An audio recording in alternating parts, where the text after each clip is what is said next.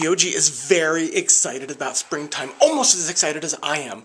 But you know who's more excited about spring than him or me or you? Guess? It's the houseplants. The houseplants are so excited. They're going to be going outside very, very soon. Like maybe within the next 3 or 4 weeks. We've had a pretty good winter. We got some new additions from California that have taken off. We had some things that died. But overall we were okay. We had a tragedy because of a new animal in the house. It just wouldn't leave it alone. But we've had some successes. The terrarium is looking very nice. But the best thing of all is everybody's going to be going outside soon. And maybe they'll be getting some new brothers and sisters this year. Oh, exciting.